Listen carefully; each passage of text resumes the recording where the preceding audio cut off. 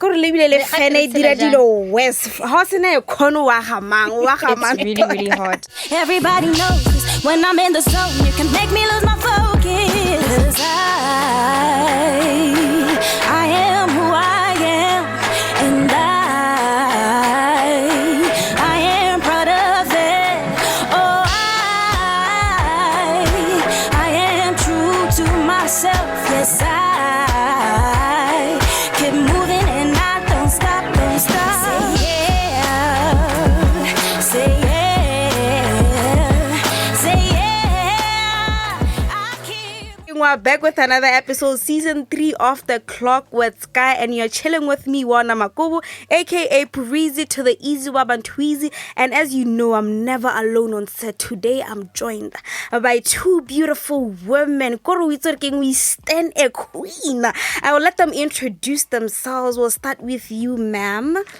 Hi guys, you're here with Tinaye Mabara. I'm a climate communicator, also known as Eco Girl Africa. Oh, yes. Yeah, well, I do the things with the climate change communication, basically. So yeah, that's me. Okay. Hello, Sky Girls. My name is Seopedi. I'm a social scientist. I'm an upcycling artist, and I'm also a climate educator. Oh yeah, that's really really nice. Why it's na ke feel gore ha ne ke le monyane I wouldn't have thought gore we tsore ke dio tsa bo climate change tsa bo weather. We tsore ne ke le confused. I remember go primary re na re opela pina on tsote. What is weather? Condition of the atmosphere over a short period. What is climate? Condition of the guys, what is what sentence? What is the difference between weather? What's the difference between climate? In your own definition, hell alone na like a ring hell.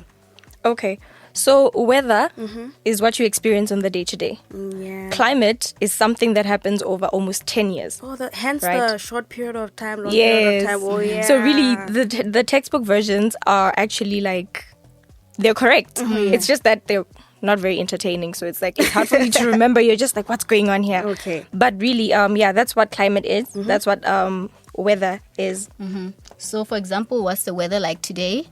It's It's hot. It's it feels hot. humid. Okay. And then what's the Botswana climate? Semi-arid. Semi-arid. Hela, Why? you go Because- girls. Ghana, me, I'm just like, we thinking I'm so lost. Yeah. But okay, let's, I'm tapping into climate change. What do you think causes climate change? Okay, so basically climate change is caused by greenhouse gases. Imagine that Earth is a big greenhouse. Greenhouse is that thing where they grow the crops in, that controlled environment. And then that's our world, right? That's Earth. So you have the sun hitting the Earth, right? And then you have these gases that trap the heat within the atmosphere. It's getting scientific out here, but but really what happens is these gases trap the heat, and then it's kind of like a blanket forms in the atmosphere. That's the one that makes it so humid, so hot, and that's just basically Also, what climate change is. Yes, Oh, yeah. because carbon dioxide in the atmosphere, it's trapped and it's creating so much heat. Carbon dioxide get like your trauma go primary girl. What the greenhouse? What carbon dioxide? Night equal oxygen. Stress. Okay, what exactly happens? Like how let climate change? Like how would you explain it to somebody who's like, okay, let's say me, for example, a 13-year-old Pris. How would you perfectly like narrow it down? How would you like just explain it to Pris, a 13-year-old Pris? So climate change is a bad thing, firstly, and it is real. Some people out there don't think it is real. It's a scientific thing. Scientists actually measure the temperature or the climate over time. So there's evidence that actually, our climate is changing. Climate change looks different in different places. So, for example, in Botswana, we experience droughts. So climate change affects our temperature, it affects rain, and it also affects the wind. So you get places that are affected by flooding, and then here in Botswana, we don't get enough rain, which causes drought, and other places we have all sorts of disasters. So there are climate disasters and climate emergencies. And all these are caused by climate change. Okay, so if you want to be about drought, and all the stuff, how do you think like these type of extreme weather conditions and climate affect us in the society? They affect us differently because we all come from different backgrounds, right? We all have different levels of education.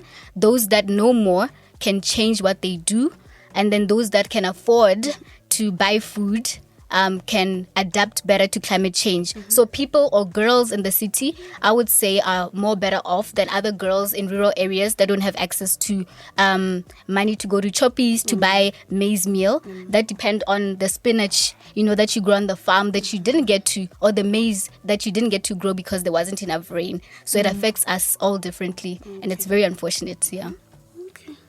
I would add that on a very personal level, it just affects our comfort because it's so hot all the time. It's really, really hot. And if, like she's saying, if you don't have the resources to make sure that you're taking care of yourself, you can afford to buy water because you forgot your water bottle at home, it's affecting us on that level. And I think, like she's saying, it really affects the food that we eat. Everyone eats food every day. So this is a way that as a 13-year-old, you can interact with climate change. You just have to basically make choices about the things that, like resource intensity. You look at, I like to give this example a lot because I communicate climate change a lot with very young children. I'm always telling them that instead of getting your parents to go to the shops every single day you want ice cream, ask them to buy you ice cream in bulk. Because then that way you save on the fuel to go get the ice cream.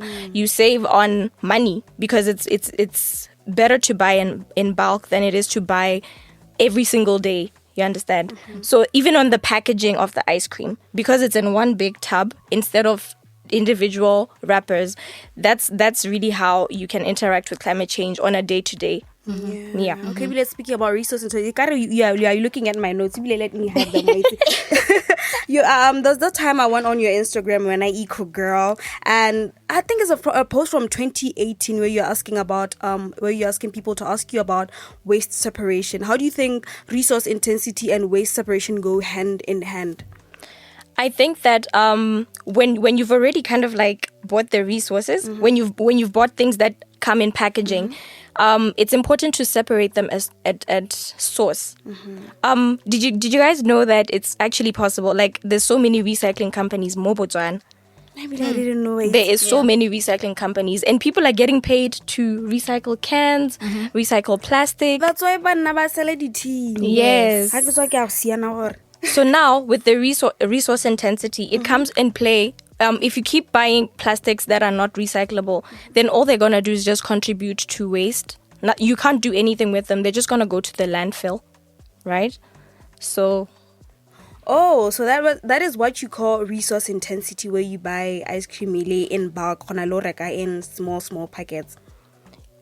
Resource intensity is when you buy too much of something. And then what we're saying is you reduce your resource intensity by buying in bulk. So instead of having many resources, many packets, many trips to the shop, now you're reducing your resource intensity by just buying one product. Yes, resource. Okay, I get it. Yeah. So when you talk about reduce, it makes me think of the 3 R's, but I think I'd like to introduce another R, which is rethink. So we always talk about reduce, you've already bought or whatever, but let's take it back to rethink and think about, what do I really need in our kitchen? Do I really need to buy the ice cream if I can make my own? Do I really need to buy another bottle of salt, which is in a plastic tub, whereas you can buy a packet and refill? So I think we need to concentrate a bit more on rethinking. That's one way we can really improve our, climate effort. So basically, the more resources you have, the more waste you generate. Seopedi, how do you think that climate change affects farming systems and food security mo Botswana? Okay, so drought is really bad because it affects our livelihoods. So in Botswana, a lot of people depend on farming. Mo lapeng, goja, go rekisa. We are cattle farmers, for example. So if there's a drought, our cattle won't have a place to feed because they need the grass, right? And also cows drink a lot of water. If there's a drought, there's no water, which means then it affects people malapeng. You won't be able to go to school if your parents are paying your school fees with the cattle monies or with the crop money that you make. So drought affects our health. It affects our food. It affects poverty. Yes.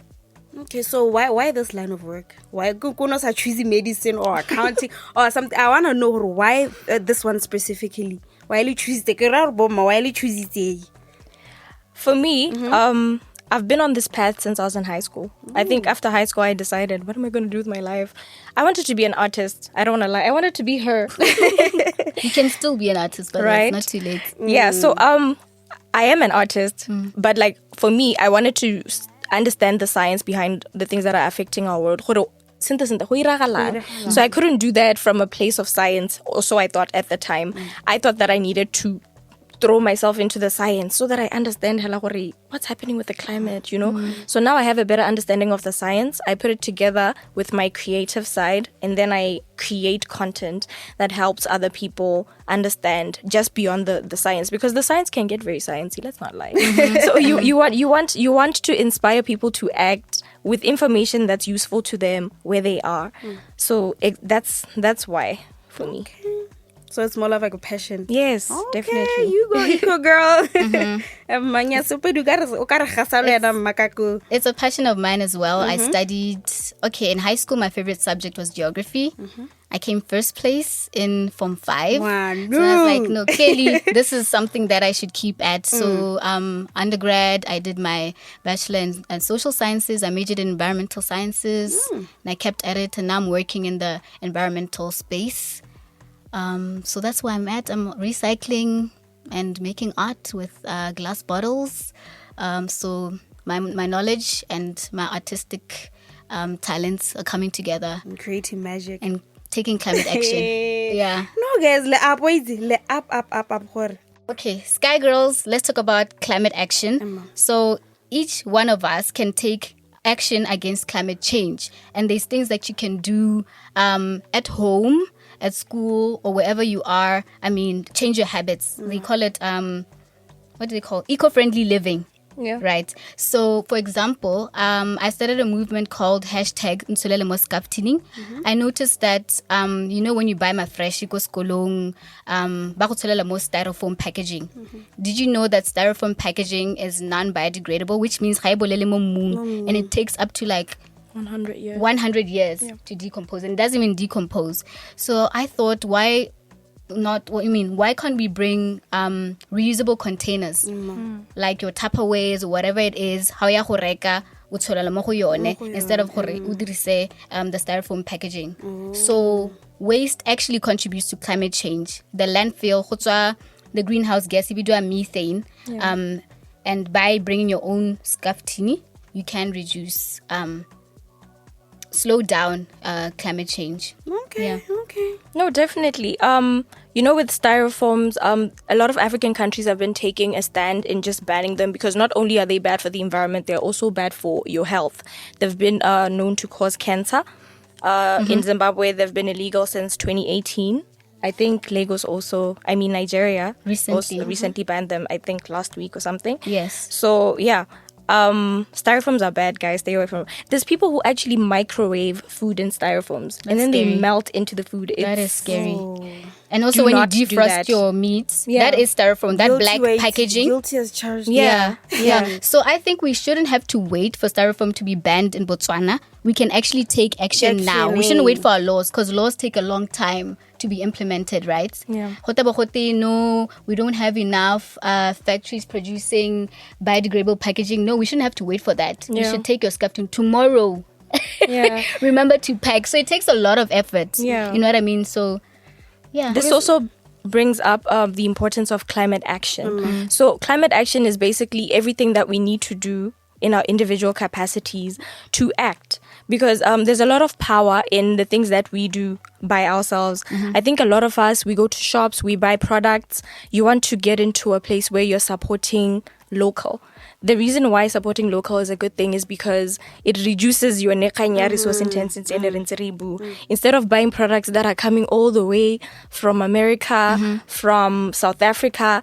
If you buy a homegrown product, you're supporting local, which is the best thing to do, really. But you're also supporting efforts towards climate action. Yeah, everyone can be an eco champion. I think we can all make decisions. I'm all for just kind of like celebrating. I'm all for celebrating and making sure that we all understand that we have a role to play. It's not for Tinaye because she did a degree in environmental science. It's for everyone. It's for all of us to know that if we take collective action, because at the end of the day, we're the ones who all consume the products. We eat the food. So it's like we are collectively, okay, that seems a bit doomsday. I want to say we're collectively responsible for climate change, so we're also responsible for fighting against it. Like everyone has a role to play, but I don't know if that's... But they're bigger polluters. Yes, definitely. Yeah. Global warming has been happening for a very long time. African countries are only now starting to burn more fossil fuels like your coals and all that. And it's not even significant. It's less than 3% of the global share.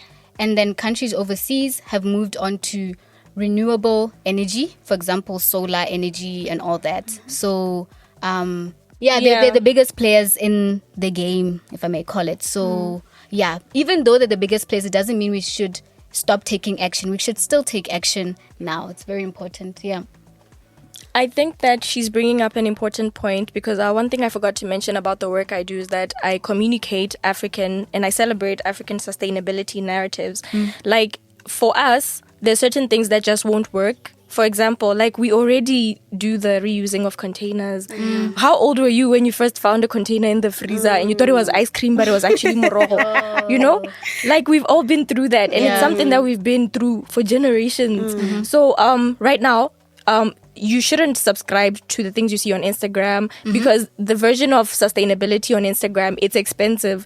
The eco products, the price tags are too high. So you shouldn't feel discouraged because you go on Instagram and then you're like, oh, it's too expensive to be zero waste. Zero waste means exactly that. If in your individual capacity you just try to generate less waste at home, then you're already doing it. It's just that it's not labeled that way because for us it's a lifestyle. We are resourceful. We don't waste a lot. So yeah, my thing is I just want us to be able to celebrate that. Yeah. And social media is also a very powerful way to influence people to do good or bad. Social media is telling us you should buy a lot of new clothes, whereas you don't need to buy clothes. You have enough clothes. Or you could buy secondhand clothing, which is called thrifting. So thrifting is happening in Botswana. There's a market called Swap or Thrift in Village. So, I mean... rather do that instead of buying more, ordering from Shein, buying from Mr. Price all the time. And that's fast fashion, which gets damaged. Those clothes never last. Yeah. So even Go BBS, guys, that's like one of the oldest strip. Nama boutique. I said strip. Yes, Go BBS, that's one of the oldest thrift markets there is. Before thrifting was a thing, those people were there, you know. So like those are some of the places you can go. You have Stella Patumi. You have so many people that are selling secondhand, pre-loved clothes. Because I mean, secondhand is not the best of words. As much as I'd love to continue this conversation, I have to cut it short, guys. We take it ithutile go le go ntse tseno and ha ke tswa ke go ruta bonna ke gore la kana ga se go ntsana go na le climate change go na le greenhouse batho ebile it's reking those. If you feel like ga wa utlwa sengwe kana you're missing something, you can go on a website called the Internet of Good Things by UNICEF. O ka se sengwe so sa se tlhaloganye bo tlhaloganya gone ko. Hey guys, bathong it's reking. Guys, this has been Off the Clock with Sky, and you can catch us on all our socials, be it Instagram, Facebook, Sky Girls BW, and we have been hanging out with Tinaye and Seopedi. Can you please share your Instagram socials, Facebook? At Eco Girl Africa. That's on Instagram? On all platforms. Okay, I'm more active on Instagram. You can follow me at t.u.p._ for the Upcycle project. Yeah. Okay, that's been Off the Clock with Sky. Danko. Everybody knows when I'm in the zone, you can make me lose my focus.